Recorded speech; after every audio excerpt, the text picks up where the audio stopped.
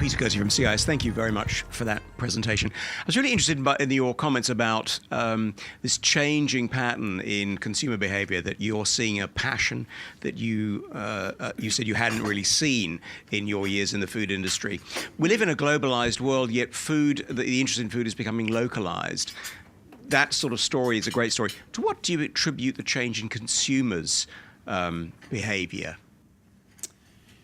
Yeah, it's a really good question, Peter. I think I definitely have noticed it. So when I was running Berry, which was juice and juice-based drinks, it was very difficult to, consumers, if you asked them, if you did research, would always say that they would prefer Australian origin. When push came to shove, though, they were not prepared to pay any premium for that. I think... and look, I mean, honestly, this is a bit of a first world phenomenon as well. It's kind of, it's nice for us here in Australia. There's a trade-off between if we want Australian origin. There are a lot of, cost implications of that, because it's not easy to grow everything, and there are seasonal challenges, and so ultimately, our land and water is not as productive if you took that to the full extreme, which when we've got to feed a world population that's going to end up at 9 billion, and we don't have any more land or water, you could argue that, this is a bit of an indulgence for us in some ways to be heading down this track. Nonetheless, it is a very strong theme that's coming through, and I would probably put a lot down to social media and the influence of social media, and the shift that we're seeing from what was a much easier environment for companies like mine, where you could just tell consumers what you wanted them to think. You come up with a big ad campaign, and that it was basically all tell. Now there's a lot more conversation, there's a lot more two-way. And consumers talk to each other as well, and they form their views. And I think then the fact that SPC did go through that sort of near-death experience, there were lots of TV clips of peach trees being pushed out of the ground, and that actually did resonate, and just happened to come together at a time when it made a difference, and conveniently now for us has coincided with quite a dramatic fall in the Australian dollar, which is also really helpful for this business. But fundamentally, this is the consumer, and I think it's a social media phenomenon that's changed the dialogue between big companies and consumers to being a two-way one, or maybe one that we're not even involved in sometimes, rather than a one-way tell. Barry, Andrew, I'll come to you next. Oh, so Andrew's over here. Sorry, that's the mic. Andrew Cummins. We went through a very similar experience when I was on the board of Pacific Brands, with brands like Colotex and Bonds, where we ultimately had to export them out of manufacturing out of Australia. And the problem we had was, one, we found that consumers wouldn't pay a cent more for the Made in Australia brand. And the other problem that we had was we found that you need economies of scale, and that don't exist in Australia. Even something like Colotex, hosiery, because there's frequent changes of patterns, that you can't wear your dyes out fast enough when you've got a small market. You simply can't recover your capital cost. Yep. So I guess the question I've got for SPC, realistically, how big an export business have you got to build to actually make it a viable business to stand on its own? Because Australia's probably not going to get you there. Yeah, no, I definitely agree with the point about scale. And if you're competing in the more commodity-oriented categories, so we've made some choices. We are going to double up our bet or triple up our bet actually in processed tomatoes. And I pushed back on that pretty hard, because I said I just don't see how we can, that it's a commodity category. How can we compete?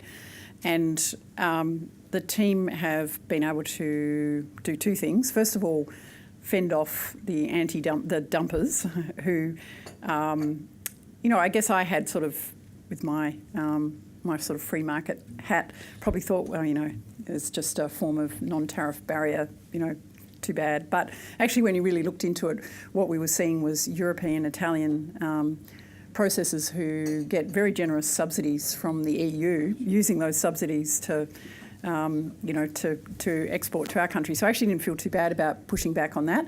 The other thing that we're doing is we are investing in state-of-the-art, at-scale tomato facility. So we will be able to supply, very efficiently as any plant in the world in that area where it's about commodity and you've got to be low cost.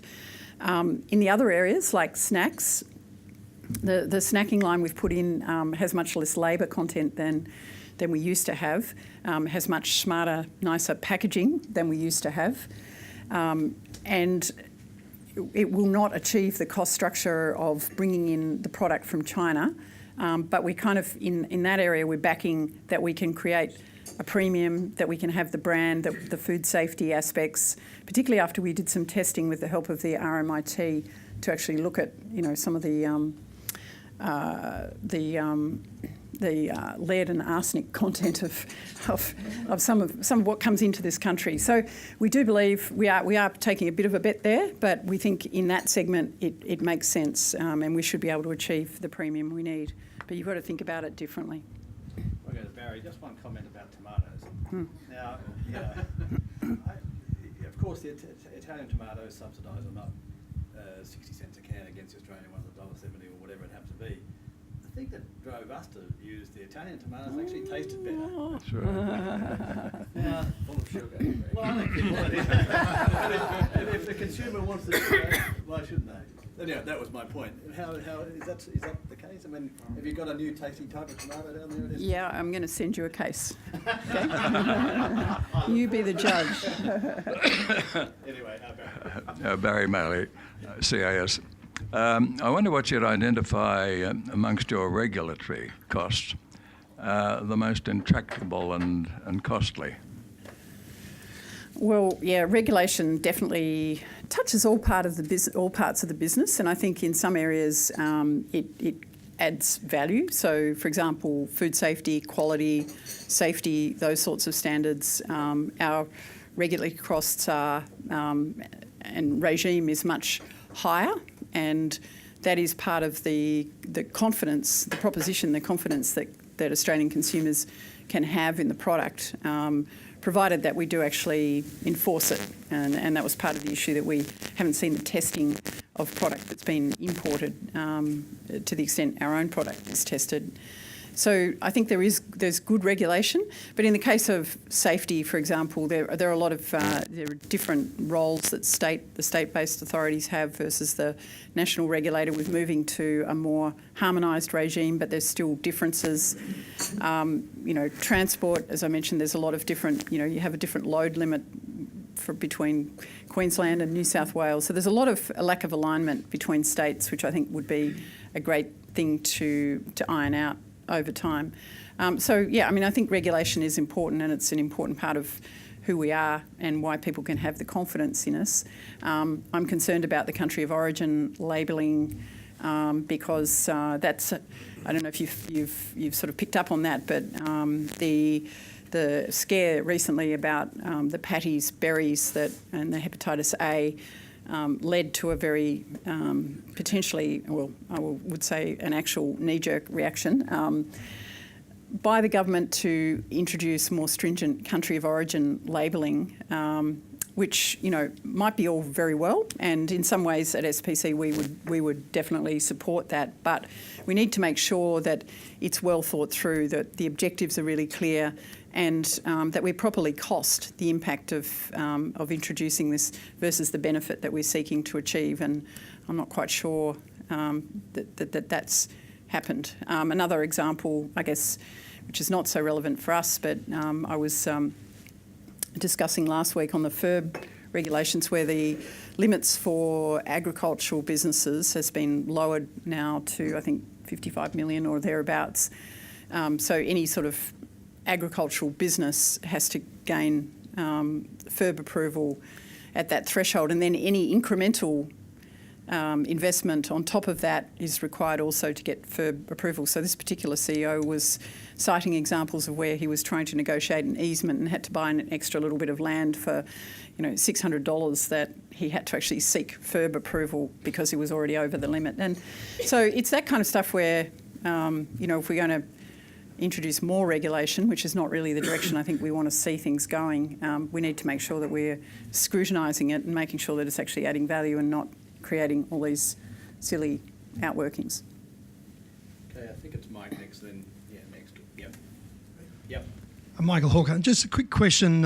It's always a discussion in this country where Treasury is very agnostic about industry and free markets, and I'm a big proponent of being free markets, but I'm wondering where you stand in terms of the free markets, total free markets, be agnostic about any industry and choosing industries where maybe competitive advantage within Australia, and we actually think about how we might strategically drive them. So I look at a place like Singapore, which was an island, has created something out of nothing because of strategically focus on things. Israel does the same. I'm just wondering whether we should, as Australia, do the same, or we just be agnostic to competition. Yeah.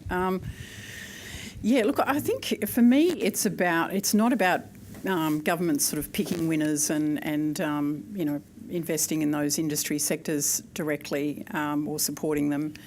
But it is about being clear as a country where we can win, where we have natural competitive advantage, and then governments being very clear about what they can do to create the conditions for success.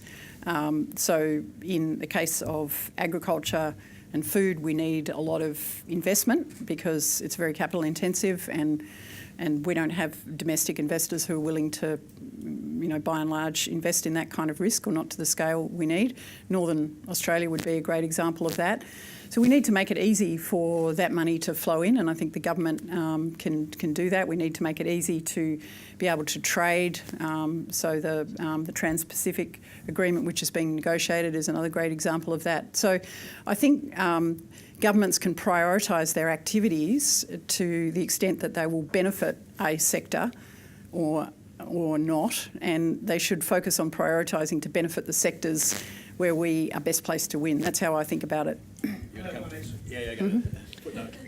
Can I ask a second question? Because I think that what interests me about China is they come out with a 5-year plan. It becomes very clear what China's trying to do. I was wondering whether you think we should be picking where we think our competitive advantage is, so make that clear to the marketplace. Yeah, I think so, and I think I thought the Business Council and Catherine Livingstone made some really good comments the other day about the fact that we sort of ended up using the budget somehow as a tool to, indicate what we think is important, and it's just too short term.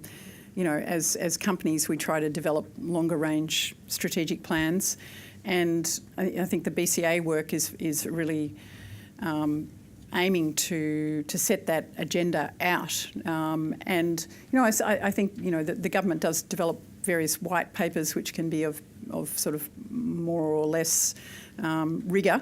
And there's a white paper on agriculture being developed at the moment, which the green paper version wasn't very rigorous at all, but hopefully it will get there in the end. And those can be that kind of document but there does need to be a vision, and I think there does need to be that shared view about where we can win. Hello, slightly off topic. Amanda Rose, CEO of the Businesswoman Media. A recent article in the AFR showed that you've managed to reach the 30% suggested quota of women on boards, as recommended by the Australian Institute of Company Directors. And this has been a very doable target for you. I'd like to know, why do you think it's not doable for so many other companies? I think that... I think it is a doable target, and I think we have made a huge amount of progress. We've doubled the number of women directors in the ASX 200 over the last 4 to 5 years. So I think we're up to 23% or something now, having been at 10 4 or 5 years ago. So I think 30% is very doable. On the CCA board, I think we're talking a couple of things. We're talking, a great chairman in David Gonski, who's been a very important advocate of gender diversity and leads by example. And, we're talking the law of small numbers as well, because, our board has 8 non-execs, actually 8 total, and we have 3 women, and that's great. But we're one board and we're one group of 8 people. What's stopping all the other companies from following suit? Is there a particular in a way, it's like we have to force a quota onto them to have women on board. Yeah, I think in what John Brodkin and the AICG are proposing, it's good because we're not actually forcing a quota. I think we're really following a model that the UK, and Mike might be able to talk about it more eloquently than I can, but where really it's about the corporate sector recognising that this is important and self-imposing and not being too prescriptive. I think 30% is a great target. I think, some companies that might be, easier to do in a shorter time frame or a longer time frame. But the important thing is that you have a target and that you move towards it. And I actually think, if you look at the number of ASX 200 companies without any directors now, it's a much smaller number than it was. And we have made a lot of progress. And I think, if we continue that momentum, we'll hit 30% pretty comfortably, I would have thought. Alison, Mark Patterson, Trade and Investment from New South Wales. I worry a bit about Mike's question about governments deciding which sectors, because the Grain Corp decision was in fact government deciding to back a particular sector, and you didn't like that decision.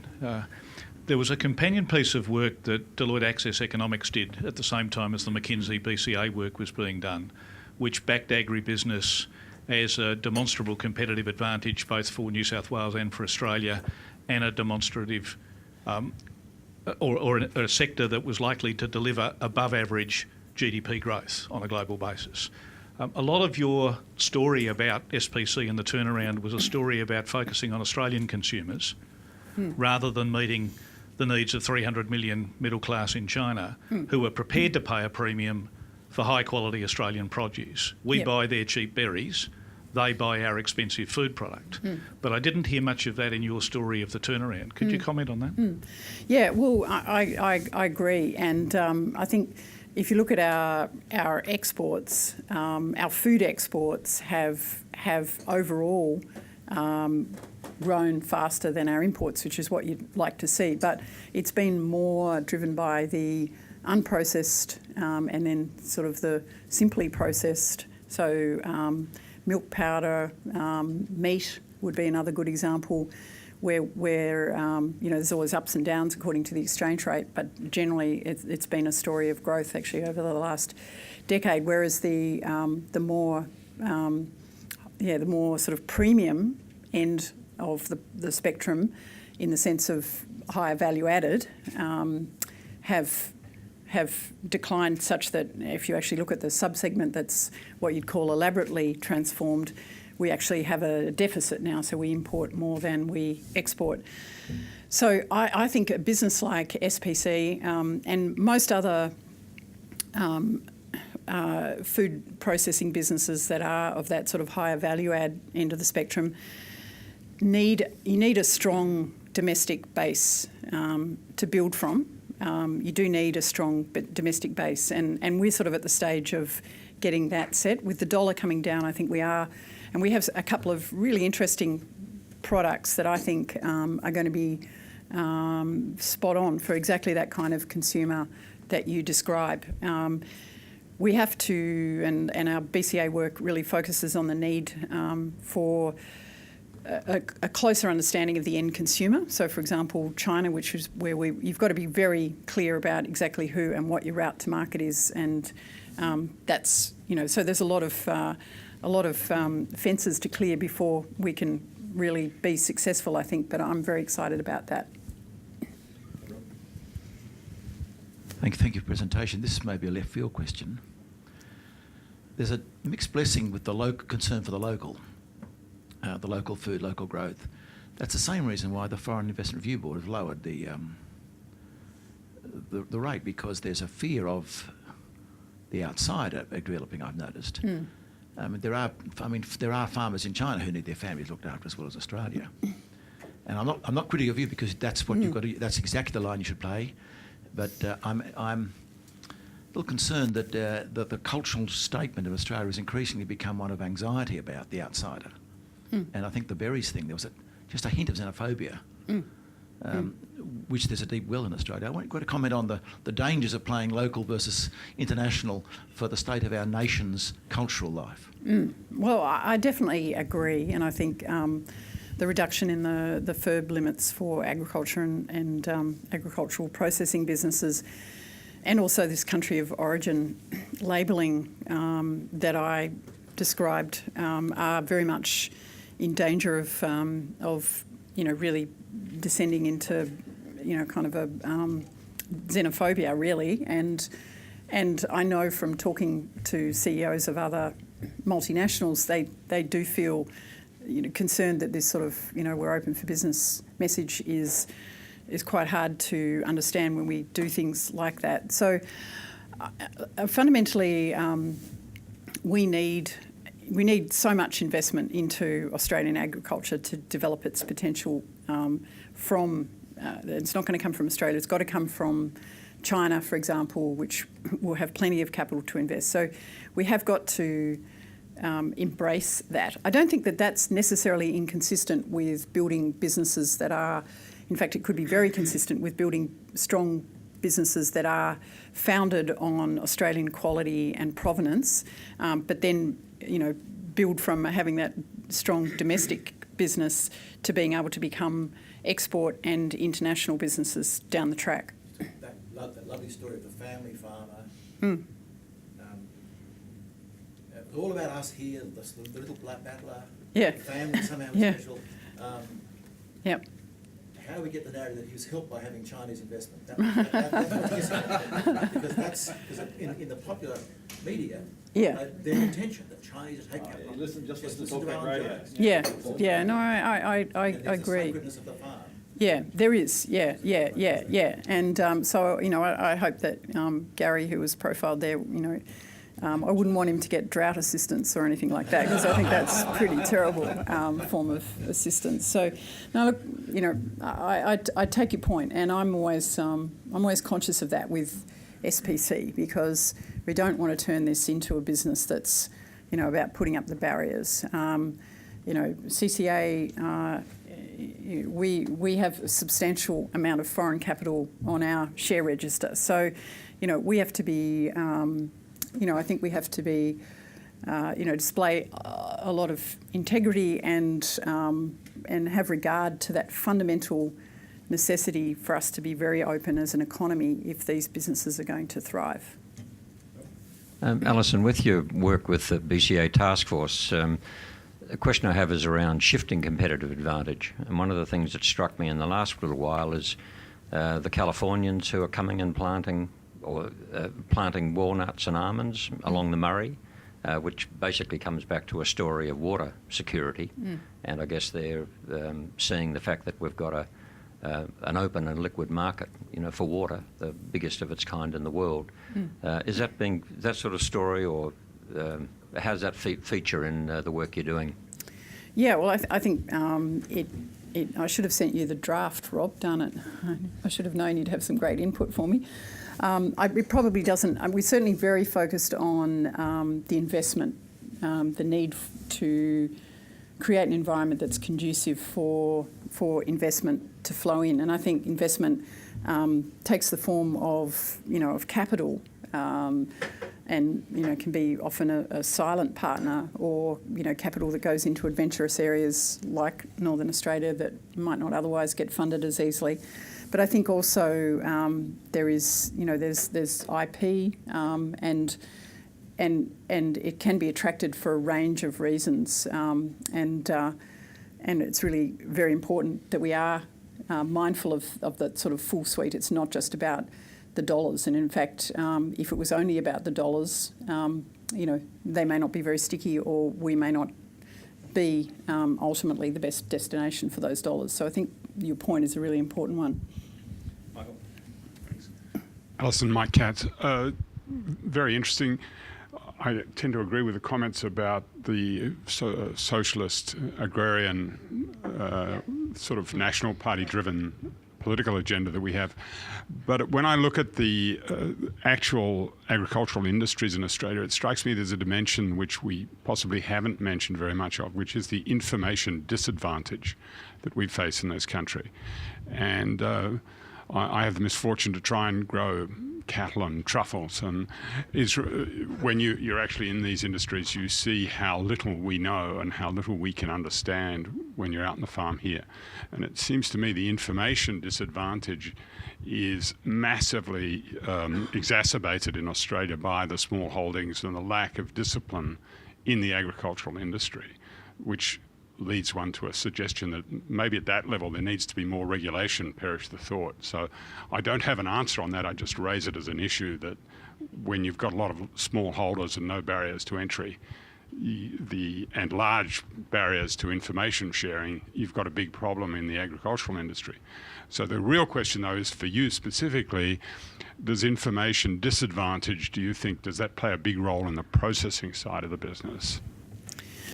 So in the sense that the difference between the sort of bottom decile versus the top decile farmer in a like-for-like sort of geography, the productivity can be very, very different. So there's an enormous spread. So the smaller holders can tend to be very poor farmers, poor practices, lack scale, and as a result, they're not maximising the productivity of their land. I should ask Greg. You're a farmer, aren't you, Greg? Are you a bottom decile? only in the size of the property. Right.